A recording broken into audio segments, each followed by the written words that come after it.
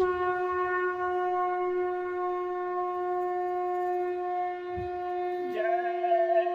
गुरुदेव। जय गुरुदेव। जय गुरुदेव। जय गुरुदेव।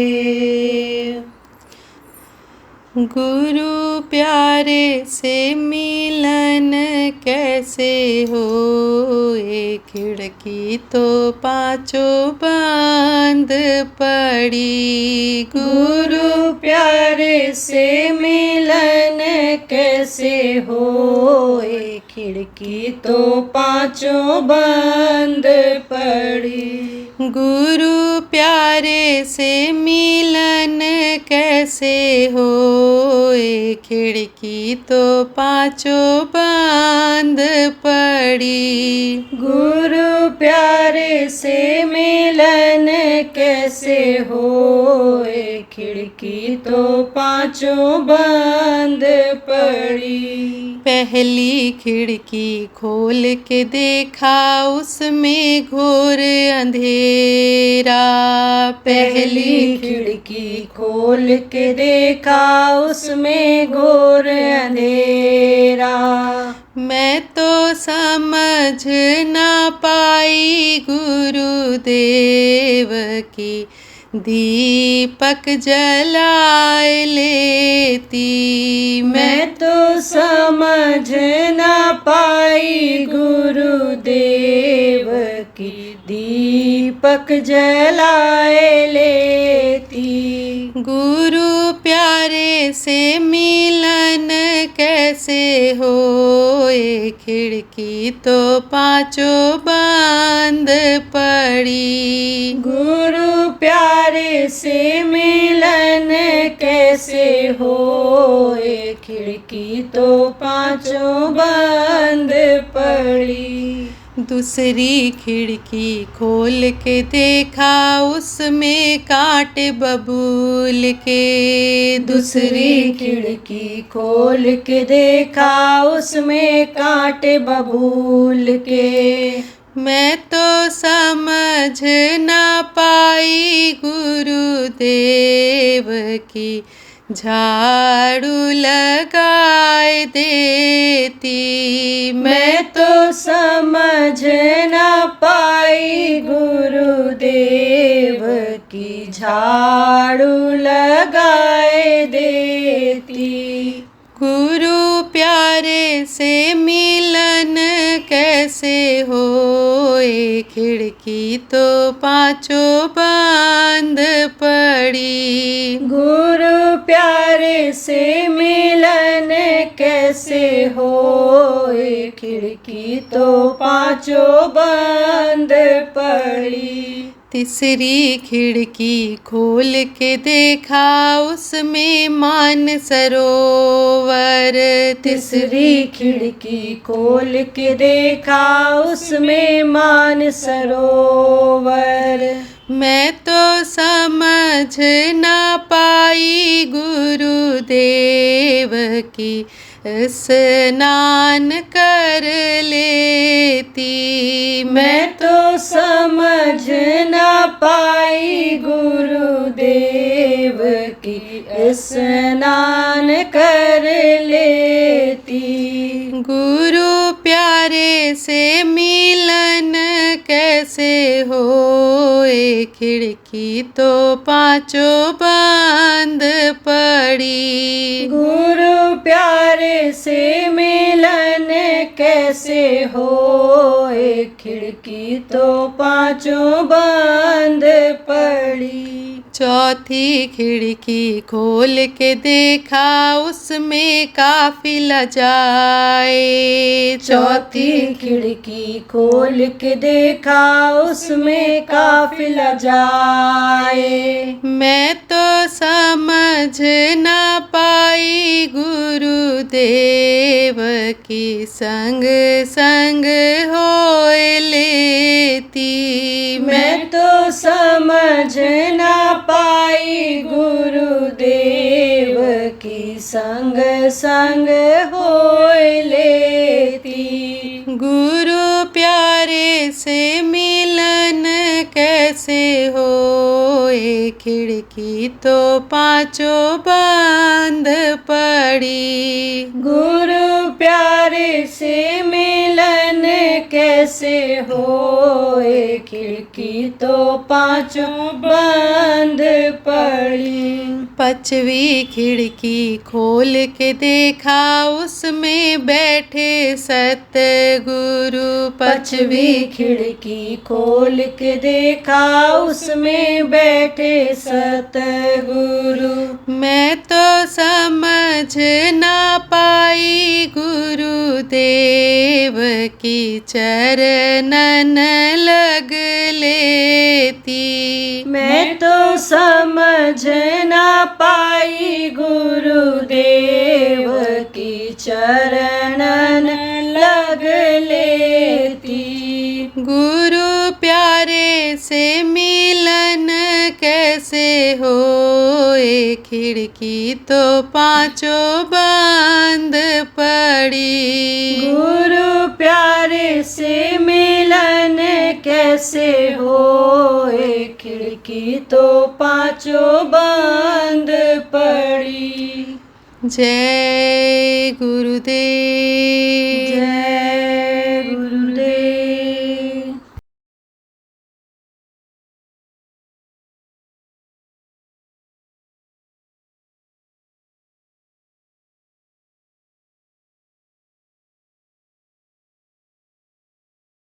बुद्धि आपके अंदर में है, विवेक ऐसे जगता है आपका। लेकिन अब सवाल यह है कि बंधे तुम गाढ़े बंधन आन, बंधे पड़े हुए कहाँ बंधे पड़े हुए हो इस माया और काल के देश में। अपने आप निकलकर अपनी बुद्धि से नहीं जा सकते हो, निकल ही नहीं सकते हो, क्योंकि जगह जगह पर दरवाजे हैं, वज्र किवाड़ लगे हुए हैं, इनसे आप निकल नहीं सकते हो। सब कुछ होते हुए, चक्र होते हुए, और आप ये समझो कि आपको सुबह बताया था कि ये खट चक्र हैं शरीर के अंदर, 10 प्रकार के प्राण हैं, और आप ये समझो कि कोशिकाएं भी इसके अंदर में हैं। कोशिकाओं का काम क्या होता है, जैसे कोई सो रहा है और सोने के बाद जगाया, तो सोने के बाद जब अचानक जगा दो या धीरे से जगाओ तो बहुत आराम महसूस करता है, सुख का अनुभव करता है। तो ये कौन कराता है, वही कोशिका कराता है। आप ये समझो कि आदमी सोच सोच करके बहुत खुश होता है, कोई चीज़ सोचा उसी खुश, तो ये सोचने समझने की ये यानी शक्ति किससे आती है, कोशिकाओं से आती है। ये चीज़ें कोई बना नहीं सकता है, यह तो प्रकृति ही बनाती है, भगवान ही बनाता है, कुदरत जिसको कहते हैं, उसी से ये चीज़ें पैदा होती हैं, अंदर मनुष्य के रहती हैं। और ये आपके जो यानी समझो कि ये तत्व हैं, इन अंगों को बना देते हैं। जैसे आप ये समझो पृथ्वी तत्व से, आपका पृथ्वी तत्व से क्या बनता है, आपका यानी समझो नाक और गुदा जो मल को त्याग करता है, यानी ये जो जीव है ये जल तत्व से बनती है माँ के पेट में। और आप ये समझो कि अग्नि तत्व से क्या बनता है, आँख बनती है, पैर बनता है। आप ये समझो आप आकाश तत्व से कान और ये मुँह बनता है। इस तरह से ये बनते हैं, इन्हीं से, इन्हीं तत्वों से बहुत कुछ निर्भर करता है। ये चीज़ देवताओं में नहीं है, देवताओं का शरीर इससे बनता है। तो कुल मिला करके ये बहुत श्रेष्ठ शरीर है। भाई जीवों का जाना बंद हो गया जब ऊपर, तो समझो संतों को आना पड़ा। संत महात्मा हमेशा रहे इस धरती पर। तेरे बदरिया पाप की बरस गई अंगार, संत न होते जगत में जल मरता संसार, हमेशा रहे। लेकिन शक्ति अलग अलग रही, पावर अलग अलग रहा। जब जरूरत पड़ती है, देखो कहीं लड़ाई झगड़ा हो गया तो वहाँ की जो पुलिस होती है कंट्रोल करती है, और वो जब नहीं कंट्रोल कर पाती है तब 4-6 जिले की फोर्स को लगा दिया जाता है। उससे भी नहीं हो पाता है तो फिर ये बॉर्डर सिक्योरिटी फोर्स है, ये जो मिलिट्री है, इसको लगाते हैं ये लोग। इसी तरह से आपको समझने की ज़रूरत है कि ये शक्तियाँ उधर से भेजी जाती हैं, ज़्यादा पावर लेकर के ऊपर से भेजी जाती हैं। तो उसी तरह से ये जब शक्तियाँ आती हैं तब ये अपना काम करती हैं। तो पहले भी लोग थे, पहले भी महात्मा थे, महात्माओं ने ही तो चक्रों का भेदन बताया। महात्माओं ने कहा कि चक्रों को रोकोगे तो तुमको दर्शन होगा। किसका दर्शन होगा? देवी देवताओं का दर्शन होगा। तो उन्होंने बताया कैसे रोकना रहेगा। जीवात्मा की जो धार है, जो नीचे उतरती है, जहाँ रंध्र है, छिद्र है, जिसको तीसरा तिल कहा गया, जिसको तीसरी आंख से नेत्र कहा गया, वहाँ से जुड़ी हुई है ये जो सुषुम्ना है। पिंगड़ा पिंगड़ा सुषुम्ना आपको बताया था, ये 3 नाड़ियां हैं, ये सब जुड़ी हैं। कहाँ से जुड़ी हैं? नाक से जुड़ी हैं, कान से जुड़ी हैं। और वो जो सुषुम्ना नाड़ी है वो कहाँ से जुड़ी है? यहाँ गुदा के ऊपर से जुड़ी हुई है, वहीं से ऊपर से आई है। तो उसी से समझो कि इधर मल त्याग होता है, मूत्र त्याग होता है, वो सब सिस्टम बना हुआ है। तो लोगों ने ऐसे समेटा, खींचा ताकत को। तो जब ये शक्ति खींची जाती है, कौन सी? जीवात्मा की शक्ति जो फैली हुई है, इसको जब खींचते हैं तो वह स्थान शून्य पड़ता चला जाता है। पूरब की तरफ एक कमल है, उसमें इंद्र और अनिशची दिखाई पड़ते हैं, कुबेर दिखाई पड़ते हैं। आपके उत्तर कमल यानी जो कमल जैसा फूल पंखुड़ी रहती है उस पर, दक्षिण तरफ रहते हैं आपके यमराज। तो यह सब वहीं दिख जाते हैं नहीं? यहाँ रहते तो हैं जम्बू द्वीप पे, भारत खंडे आर्यावर्त के कलयुगे कल्पतंत्रे कहा गया ना, जम्बू द्वीप में। कौन? गणेश जी। लेकिन उनकी परछाई पड़ती रहती है, सबके गुदा चक्र पर पड़ती रहती है उसके। तो जब चक्र को रोका तो देखा वहाँ आप ये समझो कि क्लिंग क्लिंग की आवाज़ आती रहती है, ह्रिंग की आवाज़ आती रहती है, रिंग की आवाज़ आती है। तो इस तरह से वहाँ पहुँचने के बाद ज्ञान हो जाता है, बुद्धि विकसित हो जाती है। और आगे बढ़े, यहाँ इंद्रिय चक्र पर आए तो वहाँ पर देखा सावित्री, गायत्री, सरस्वती और ब्रह्मा दिखाई पड़ते हैं। वहाँ वेद वाणी हमेशा 24 घंटे होती रहती है और ये वहीं उनकी सेवा करती रहती हैं। वहाँ पहुँचने के बाद सरस्वती अरिष्ट हो जाती है। सरस्वती अरिष्ट का मतलब क्या होता है कि सरस्वती ज्ञान पैदा करती चली जाती है। जैसे देखो, एक आदमी सवाल कोई किया, तुरंत जवाब आदमी देता है। कैसे देता है? सटीक जवाब देता है। कैसे देता है? कहते हैं सरस्वती की कृपा इनके ऊपर है। उसी तरह से बुद्धि लगा करके इन्होंने जवाब दे दिया। फिर और आगे बढ़े, यहाँ नाभि पर आए तो जब वो चक्र रुका, जब मुरझाता नहीं है। मुरझाता कब है? जब प्राण निकलने को होता है, जब समय पूरा हो जाता है तब ये मुरझाते हैं। अभी तो पहले खिले रहते हैं, फिर ऐसे फैलते हैं और उसके बाद उस समय ऐसे नीचे की तरफ ये झुक जाते हैं। और ये कमल भी जो अंदर में है, एक जैसे नहीं है कि सबका एक जैसा रूप हो, अलग अलग रूप है। 10,000 वर्ष की उम्र की ये साधना थी और अब इस समय 100 वर्ष के साधना में ये साधना वंचित कर दी गई, अलग कर दी गई, क्योंकि जल्दी हो नहीं पाएगा। तो ये नीचे का अलग कर दिया गया। जैसे कुछ पाठ ऐसे होते हैं कि जो बचपन से बच्चों को पढ़ाए जाते हैं, केजी है, नर्सरी है और क्या क्या सब चल गया। तो उसमें बच्चों को कब भर्ती कर लिया जाता है कि जब वो नाक पोंछना साफ करना नहीं जानते हैं, तब वो दाई लोग जाती हैं, उनका टट्टी पेशाब भी साफ करती हैं। स्कूलों में ऐसे बच्चों को भर्ती करा देते हैं लोग कि ये कुछ सीखें, आना जाना सीखें। लेकिन मान लो कोई बच्चा पहली दर्जा का पढ़ लेता है, घर में ही पढ़ा दिया आपने, तब उसको उसमें भर्ती नहीं होना पड़ता, उसको एक दर्जा में सीधे भर्ती कर देते हैं। कुछ ऐसे भी बच्चे होते हैं पढ़ने में बहुत तेज होते हैं, एक एक साल में 2-2 दर्जा मास्टर लोग दे देते हैं और मेहनत करके कोर्स पूरा करा देते हैं। इसी तरह से समझ लो, अब ये नहीं करना है। लेकिन जब ऊपर आपकी आत्मा जाने लगेगी तो नीचे की जितनी भी चीज़ें हैं ये अपने आप दिखेंगी। नीचे से ऊपर की चीज़ नहीं दिखती है, लेकिन छत पे चले जाओ तो छत के चारों तरफ जो भी चीज़ें होंगी वो दिखाई पड़ेंगी। नीचे दरवाजे बैठे रहोगे तो छत का पिछला हिस्सा ऊपर का नहीं दिखेगा, इसलिए समझो कि ये तो अब है ही नहीं।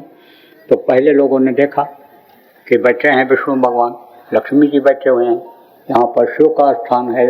यहाँ पर हृदय चक्र को जब रोका लोगों ने तो शिव की परछाई पड़ रही थी, बिल्कुल वैसे ही परछाई जैसे वो हैं वैसे दिखाई पड़ा लोगों को। तो लोगों ने मान लिया कि भाई यही सब कुछ है, यही स्थान सब कुछ है। क्यों? देखो, कोई आदमी अभी भीग रहा हो पानी में और उसको कहो कि आ जाओ तुम हमारे यहाँ बैठ जाओ। अब उसका सारा कपड़ा भीग गया है और बोरा दे दो आप, और बोरा पर बिछा कर बैठ जाए, लेट जाए और उसके बाद बिस्तर लगाओ तो कहो कि अब बिस्तर पर सो जाओ, कहता नहीं नहीं यही ठीक है, फट से फिर सो जाता है। ऐसे ही उसी को लोगों ने मान लिया कि यही सब कुछ है। आगे का सुख आगे की जानकारी करने की इच्छा ही नहीं पैदा हुई। कारण क्या रहा, इच्छा पैदा करने वाले, सत्संग सुनाने वाले भी नहीं मिले, तो बेचारे ये फंस गए, जो जहाँ थे वहीं फंस गए, बहुत फंसे पड़े हैं।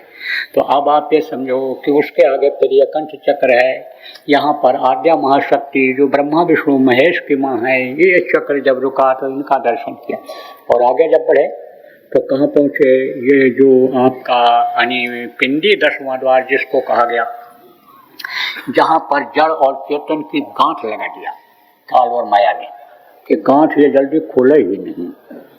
जड़ किसको कहते हैं, जड़ कहते हैं जो एक जगह से दूसरी जगह ना आ जा पावे। तो जब आदमी सो जाता है तो जड़ हो जाता है, क्योंकि आत्मा उसमें नहीं रहती है। तो सोया हुआ आदमी ऐसे चलता नहीं है कि अपने आप चला जाए।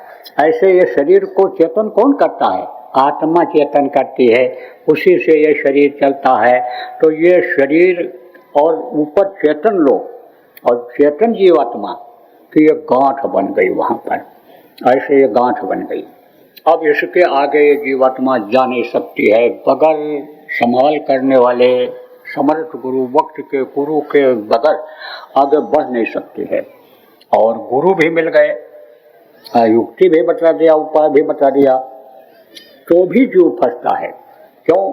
क्योंकि काल भगवान जिनको कहा गया, उन्होंने अपनी देवी आद्या महाशक्ति जिनको कहा गया, उसे कह रखा कि जाने न पावे, ऊपर जाने न पावे, अपने घर अपने वतन मालिक के पास ये पहुँचने न पावे, इसलिए उन्होंने जगह जगह पर फंसने का इंतजाम कर दिया।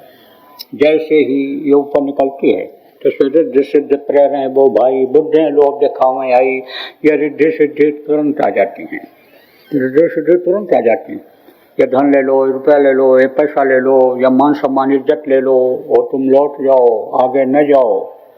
लेकिन जो गुरु के वचन को याद रखते हैं कि छोटी चीज़ों में फंसोगे तो बड़ी चीज़ तुमको नहीं मिल पाएगी, इसलिए हमेशा बड़ी की इच्छा रखो, बड़ी चीज़ तुम्हारे पास रहेगी तो हर जगह काम आएगी। छोटी चीज़ तो छोटी होती है, छोटी जगहों पर ही काम आएगा।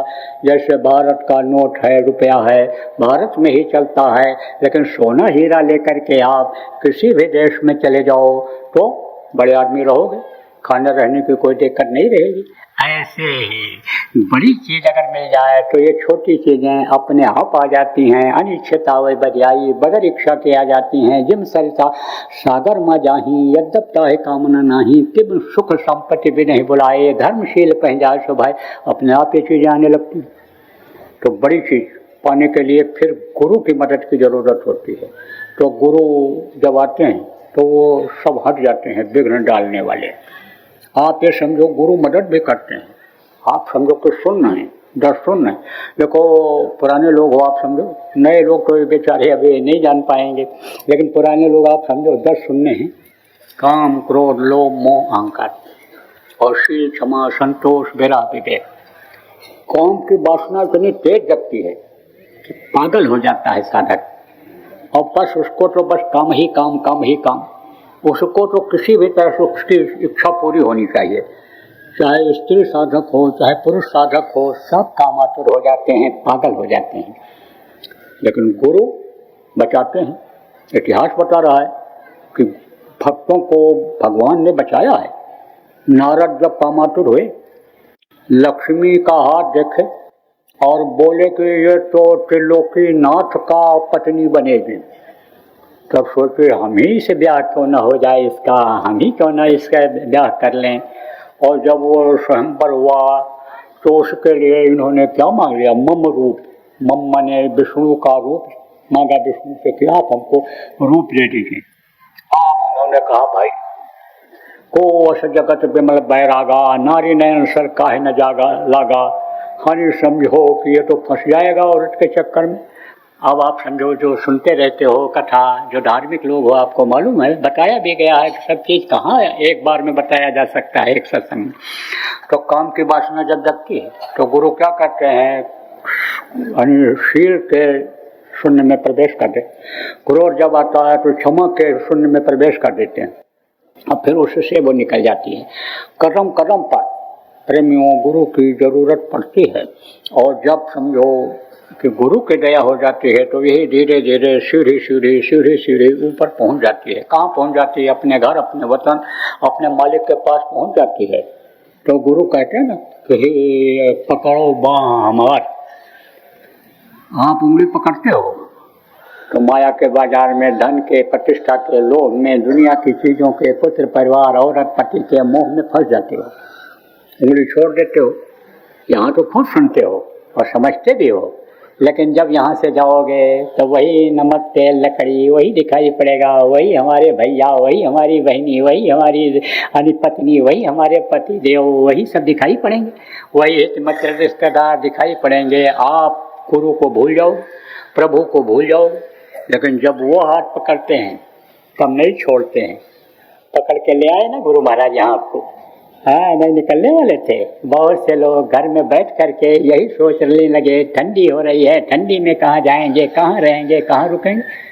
लेकिन आप लोगों के ऊपर दया हुई और आप खींच करके यहाँ पर आ गए। ऐसे ही जो हाथ गुरु का पकड़ लेते हैं उनको गुरु खींच लेते हैं, छोड़ते नहीं। क्यों? क्योंकि इसीलिए भेजे जाते हैं कि हम आए वही देश से जहाँ तुम्हारो धाम, और तुमको घर पहुँचाओ ना। एक हमारो काम, एक लक्ष्य, एक उद्देश्य कि हम तुमको तुम्हारे घर पहुँचा दें। इसीलिए आते हैं। गुरु महाराज देखो कितने लोगों को नामदान दिए, और नामदान ही नहीं दिए, उनके कर्मों को कटवाए सेवा करवा करके। आप क्या सेवा करोगे? अब तो सेवा रही नहीं गई क्या? ये जो गांठें अब भी पड़ी हुई हैं, यह सब फावड़ा चलाने में, खेती का काम करने में, झाड़ू लगाने में, लैट्रिन पेशाब साफ करने में, ये सब समझो कि ये गांठें और ये शरीर के अंग लगे हैं तो बड़ी सेवा होती। तो सेवा करवा करके कर्मों को कटवाते थे, और सेवा करवा करके कर्मों को इकट्ठा करते थे कि वो दूसरों के काम आ जाए। पहले के समय में आदमी को मालूम हो जाता था कि हमारे पास पाप कर्म कितने हैं और पुण्य कितना है। तो पाप तो अमूमन लोग करते ही नहीं थे। आज की तरह से पापी अंग लोगों का नहीं था, तो पाप कम करते थे, नहीं करते थे, हो जाता वो बात अलग थी, लेकिन पुण्य इतना इकट्ठा हो जाता था कि उसी से वो कट जाता था। देखो कैसा नियम बना दिया था गृहस्थ का। जैसे झाड़ू लगाते हैं, पोछा लगाते हैं, कीड़े मकोड़े आप समझो नहीं देख पाता है आदमी तो उसमें मर जाते हैं। लकड़ी जलाती थी औरतें, उसके अंदर जो कीड़े होते थे वो भी जल जाते थे। तो पाप तो लगता था, लेकिन एक दिन दो दिन इस तरह का होता था कि चूल्हा जले ही नहीं। 15 दिन में एकादशी रहते थे पूरा घर के लोग, कोई भोजन बनता ही नहीं था। कुआर महीना आता था तो घर से बाहर जाते थे, आंवले के पेड़ के नीचे पका के खाते थे, प्रयाश्चित करते थे लोग, उससे क्षमा हो जाता था।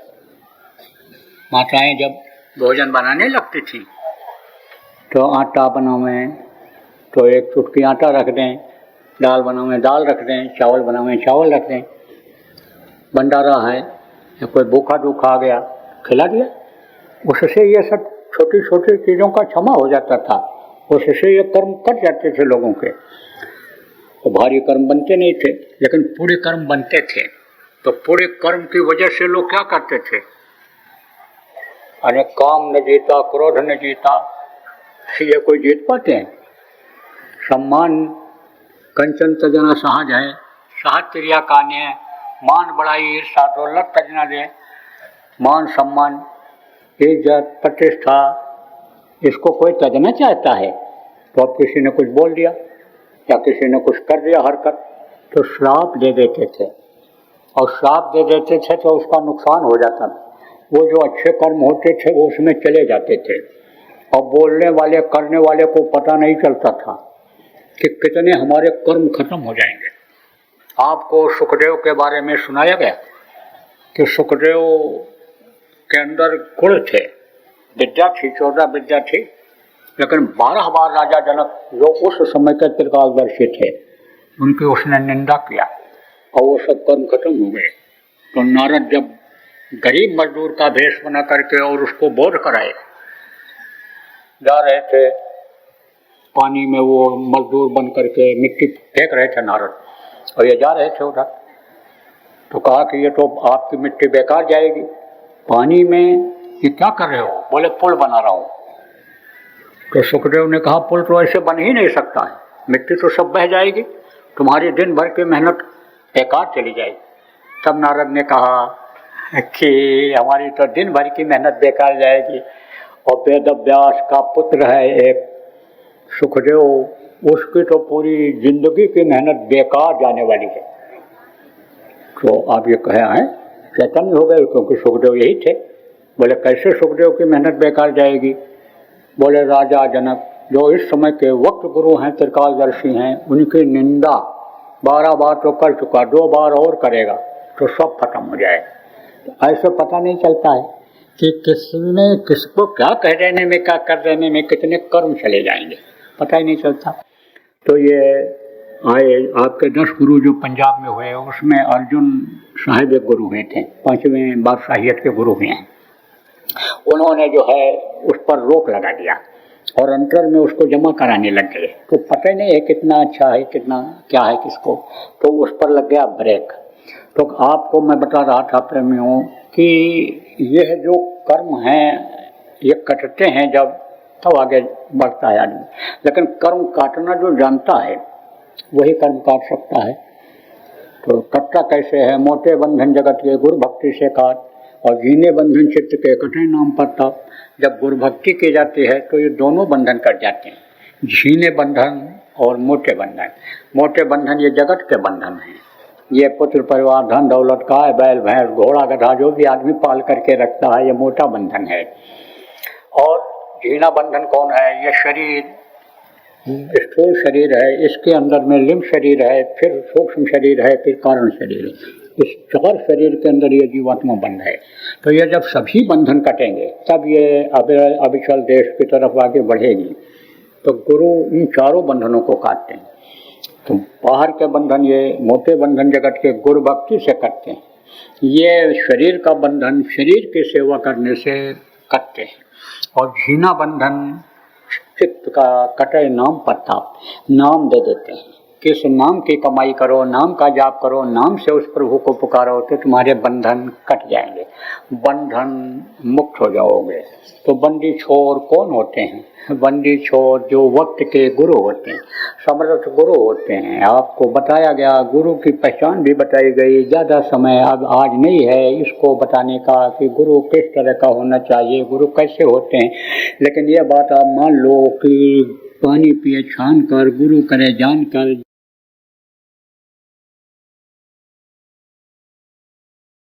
आप देखो लोग इस वक्त पर कैसा विष बोते चले जा रहे हैं।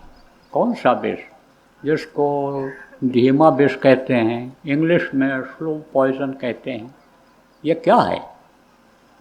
भाईवाद, भतीजावाद, एरियावाद, भाषावाद, कौमवाद, कौमियतवाद, आप देखो आतंकवाद, माओवाद, नक्सलवाद, ये सब क्या है?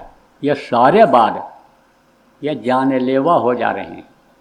इसी बात में देखो अकाल मृत्यु में बहुत से लोग चले जा रहे हैं। अरे मानववाद क्यों न लाओ? अच्छे को आप देखो कौन अच्छा है कौन खराब है, तो उसका साथ करो। बुरे का साथ करोगे तो आपको क्या मिलेगा? बुराई ही तो मिलेगी। अरे भाई, कीचड़ को उठाओगे सिर पर रखोगे तो कीचड़ ही तो गिरेगा नीचे। तो ये सब बातों को भी बताता हूँ, क्योंकि ये बातें अगर नहीं सीख पाओगे, इसी में फंस जाओगे, तो ये जीवन का समय आपका बेकार चला जाएगा। जय गुरुदेव।